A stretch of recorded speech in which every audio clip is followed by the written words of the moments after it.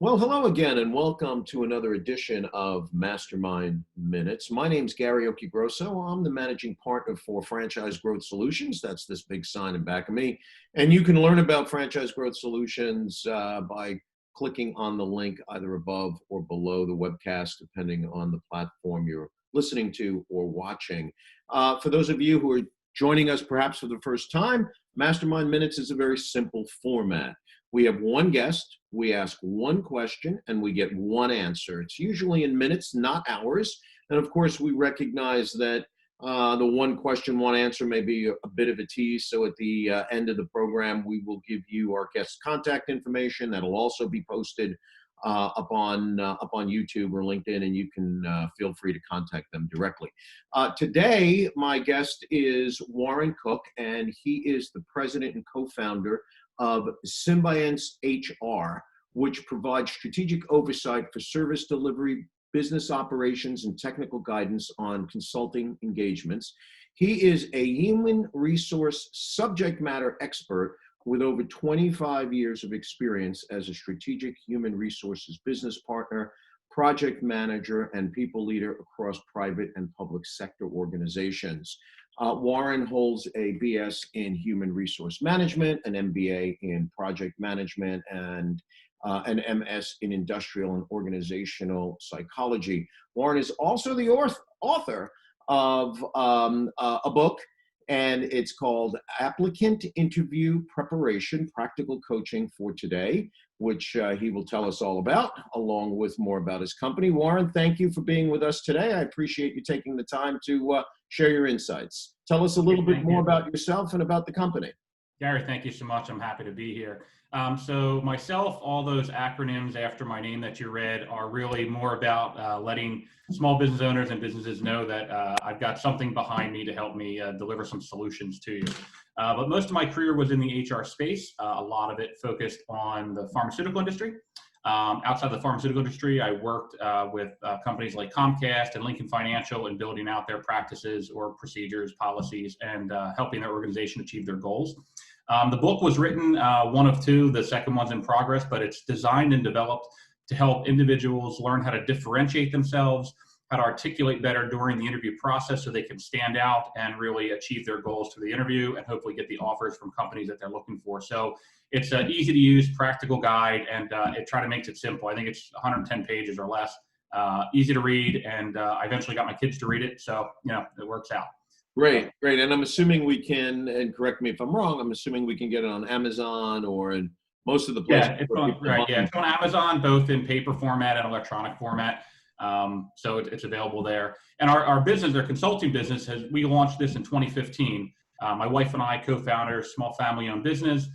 We've had 5 to 7 employees over time, although with the current situation, we're facing what everyone else is.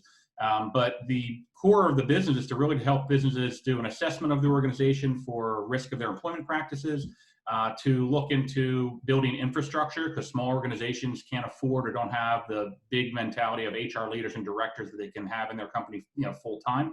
And we also have a support program that allows organizations to access our team 24/7 for issues and problems that they face as a guide and a coach for their leadership team. So we try to make it comprehensive, but it is targeted to the small, mid-sized businesses that could use the support and guidance that they otherwise wouldn't have access to. Yep, I understand. And for those of you who would like to read more of Warren's thoughts, you can always go to our website, franchisemoneymaker.com. As a matter of fact, in our next edition of franchisemoneymaker.com is an article by Warren on the topic that we're going to discuss today. So let's get into the question that we have. And I think it's a question that's on the minds of a lot of folks, especially, business owners, small business owners, big operators.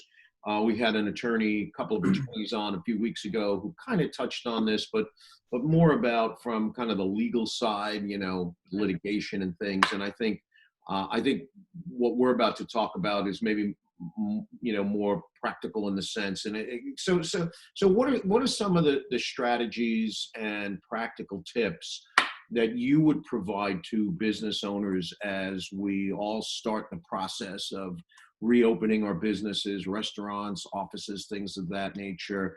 and, you know, returning employees into the physical workplace. I'm sure there's a lot connected to that. So what would be some of your strategies and tips on that? Great. No, I love the question. And you're absolutely right. A lot of organizations lately have tapped into some legal law firms, attorneys, and employment practitioners for that legal aspect, right? What are the laws, regulations, which are changing day to day? The calls I get and the clients that reach out to us are asking this practical side. Yeah, I've read the law. Now what? How do I do it? So that's really what I wanted to focus on. I think there's 6 or 7 things that I would really try to address for any business. First and foremost, kind of remember to go back to what your core values are as a business. At some point, you established core values, and they were the cornerstone of your business success and your sustainable success as you grew.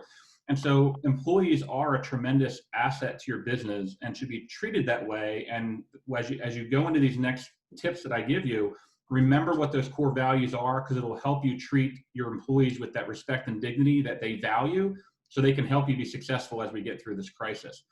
I think communication during this pandemic and crisis is really key and critical. As much transparency as possible. And I don't mean share your books and talk about, you know, this person can come back, this one can't, but be open to, you are facing challenges as a business or a business owner. Make sure they understand that as you're going through this process, you're getting information maybe at the same pace they are. So there may be delays. So just be upfront with your workforce and organization about, we're going to get information, we're going to digest it, see how we apply it to our business and our environment, and then go from there and roll out and communicate information to the employees. The next piece, though, is really about ensuring you create some new policies or practice for the business. So if you had to move people remote, if you had people off-site, if you've changed any of your processes, you want to document and communicate that, but you certainly want to create some kind of COVID-related policy as far as when they return to the office.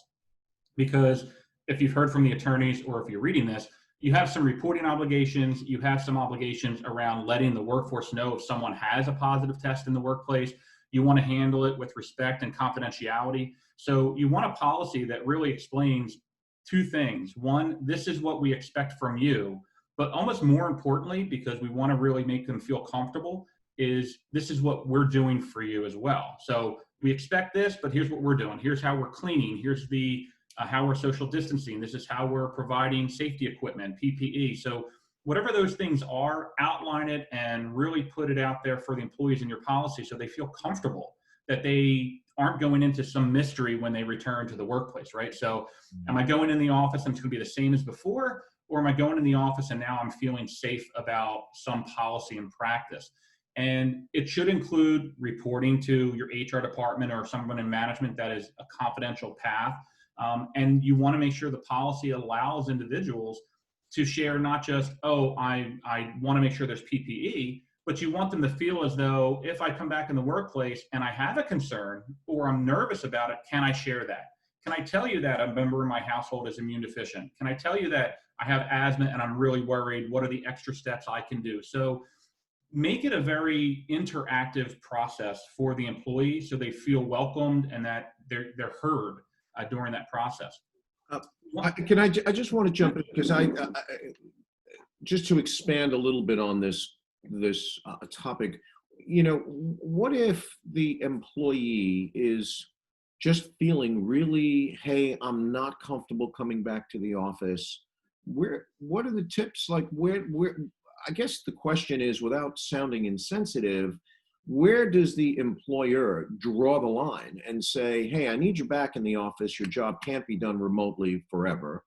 And hey, I'm sorry that you feel this way, but here's what we're doing. I mean, yeah, no, it's a great question. It's a practical question. And I think 3 or 4 of my clients in the last 3 or 4 days have brought this up because we worked on planning and strategizing for how we made the employees remote. And now companies are reaching out to me saying, well, we had everybody remote. We've got to get them back in the workplace now. And some people are nervous about it. And they even have the employees calling me to be the middle person, right, to kind of navigate that because they're just nervous to do it or they don't want to say the wrong thing. But to your point, the employer still has control over their workforce and they still have the ability to say, we need you to come back to work. Just as if someone was out on FMLA leave, someone was out on a disability, someone was out on approved medical leave, whatever it is, there is some date and time that they're saying come back to work. you really should think about it in that context where if they were remote and now you want them back in the workplace, give them a timeline, give them a strategy and say this is what's expected. However, if you fail to return to work, the consequences are a layoff or termination of employment, right? But you want to do it in a way where you kind of have an interim interactive step because we don't know what's going to happen tomorrow. The rules could change, lockdowns, unlocked, whatnot. But so what I've recommended is offer your employees in a communication to communicate their concerns. So let's say you say July 6th, we want everybody back in the workplace. You're going to have people say, I'm afraid, I'm scared. Wait a minute, I've been remote, I can work remote. Why do I have to stop working remote? Yeah. So all these things are going to come up. Plus, do you have an environment where I feel safe? Or I usually commute via mass transit and I'm afraid to get on mass transit. So there's a lot of factors, right? The reality, this is the practical side of dealing with that. So first I would say, listen, here's the date we'd like everyone to return to the office. If you have any concern regarding that, please contact ABC, whoever that person is or the contact, and discuss the concern. And in that communication, actually tell them that there's two options. Don't leave it gray. Don't make them think like it's some secret of what'll happen. In that communication, say, one option is we will grant you an unpaid leave of absence if they're not working. An unpaid leave of absence for an agreed upon amount of time, which will then require you to come in the office at the end of that. The other is you're resigning, right? You're resigning. However, we as an employer will agree to just say layoff, lack of work, and not challenge the unemployment, right? So you're giving them a way to not return, but they're really resigning, but you're going to help them not lose complete income. And the other way is you're giving them a week or two, maybe 3 weeks to kind of see what happens, what changes happen while you're going through the transition. Now, from an HR perspective, from a more critical venue here, if you haven't taken time to ensure you have job descriptions or define which positions in your company are essential, you run the risk, and there's no case law out there now on COVID cases or lawsuits, but you run the risk of people claiming you're treating them unfairly or discriminating. Because you're going to say, well, I'll bring back Tim, Mary, John, and Joe, but the other 3 people, I'm going to let them keep working remote. Well, why? Well, they asked for it. Well, I'm asking for it too. So you really need to step back and say, as a business, have we defined essential positions? And then are we going to have a wave of returning? Anyone who's essential must come back. If they don't come back, it's this unpaid leave maybe, or it's some other use of paid time off that they have, or it's allowing them to just resign, but not really penalizing them for it. So, great question. This is exactly what everyone's going to face right now of, I'm afraid to come back, or why should I come back? Or is it meaningful? It really sounds like, the North Atlantic filled with icebergs. I guess, well, let me ask you this. Is there anything else you would want to add to this? Because I think it seems like a very simple situation. You call people up, hey, we're back in business. We're good. We're clean. We sanitize, wear a mask. It seems simple, but I think when you just kind of scratch even the surface, as we've done here, it opens up this Pandora's box of questions and possibilities. What else would you like to add? Because I'm obviously going to ask the folks watching and listening to contact you. Well, anything you'd like to add to this? So training your people leaders is critical, right? Training them on the policy and training them on how to handle it. Because, let's just give one example. Let's say you have your whole workforce comes back to work and you establish wear a mask and you establish social distancing and you set desks apart and they start saying, well, how do I take my break? How do I go in the break room? How do I go in the lunchroom? We have an elevator. But what do you do when that employee says, you know what? That person down the hallway isn't wearing the mask. I want them in trouble or do something about it. Yeah. So you have the risk of employee comfort level, right? Where employees doing everything they're supposed to, but that person pulls their mask down off their nose while they're working. Or this person coughs and suddenly everyone says, are they positive? What do we do? Get them out of here. So there's that real human side that the business has to, as an employer, address of what do we do when the employees start creating more problems that already exist in how do I get them back to work and how do I make them productive? Yeah. So when you think about the bringing people back, you might want to have adjusted schedules. You might want to have adjusted shifts. You might want to think about who has been able to work remote, and can any of them still work remote effectively? You know, most restaurants are trying to open back up and they're looking at, can we do curbside? Can we do this? If you've been successful with curbside and your customers are coming back because they love your service and product, do you really need to quickly shift and change to internal dining right away? Or do you want to somehow engage your workforce to say, are you comfortable doing that yet?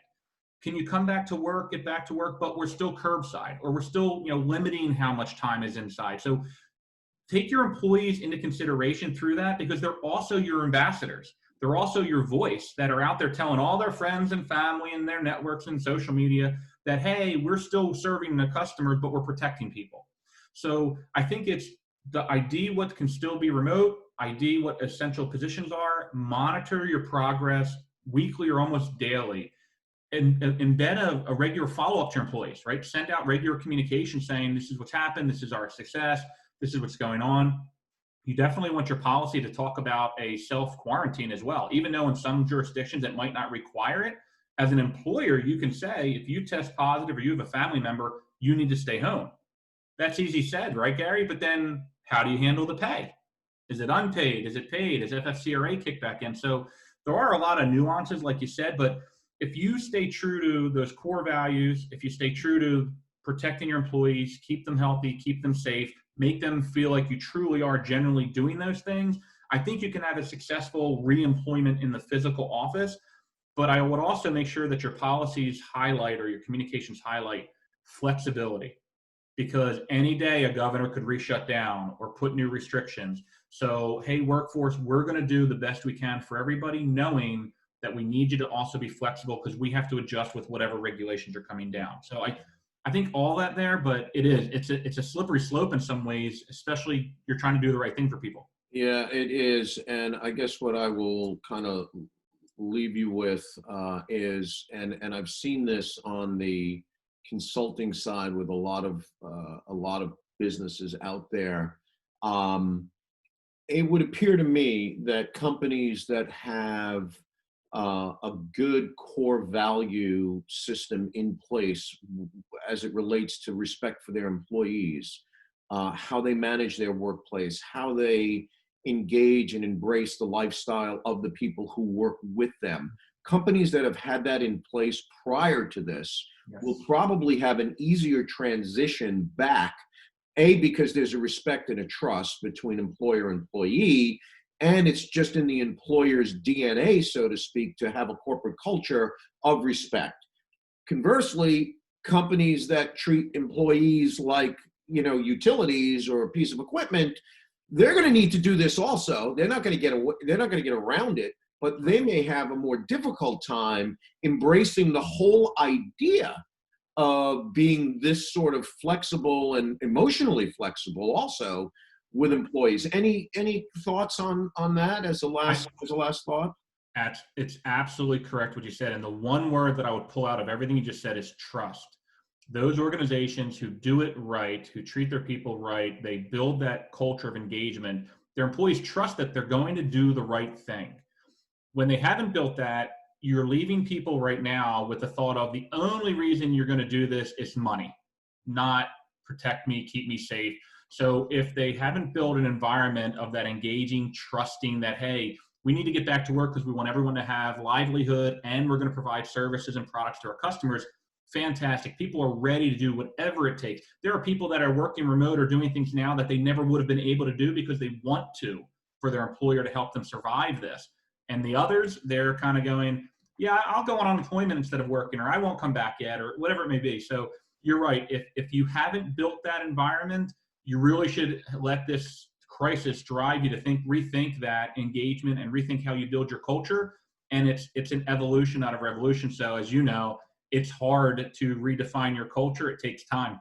Yeah, it does. And hopefully for the companies who haven't been thinking that way prior to the pandemic, they use this as an opportunity to learn how important their people are to their organization, that people are your organization. They are your company at the end of the day. And maybe they use this as a learning moment. Warren, it's a fascinating topic. I could talk with you about it for hours, but then we'd be kind of breaking our rule of minutes, not hours. So for folks who would like to maybe get into a deeper conversation with you, learn more about this topic, more about your company, maybe even using your services, how do they reach you? So you can find us online on the web at SymbianceHR.net. I'm on LinkedIn, so anybody can reach out and connect with me there as well. And we have our page on LinkedIn also. And just toll free, 888-343-7340. That has a routing to get to me directly or anybody on our team for HR guidance and support. Great, great. And as I mentioned up at the top of the program, we will post your contact information on LinkedIn, on YouTube, and then on Spotify. You know, there's also a text piece there that will have that. So first of all, thank you so much for spending the time. And as I said, it's a fascinating topic. I want to thank everyone for joining us today. Keep in mind, you can listen to every episode of MasterMind Minutes on Spotify, as well as our website, franchisemoneymaker.com. And please, this is a very, very important topic. Don't treat it lightly. Your company depends on it. The people who work with you absolutely depend on it. And don't hesitate. Give Warren a call. Contact him. He can really help out. Warren, again, thank you so much for your time today. Thank you. Appreciate it. All righty. Be well. You too.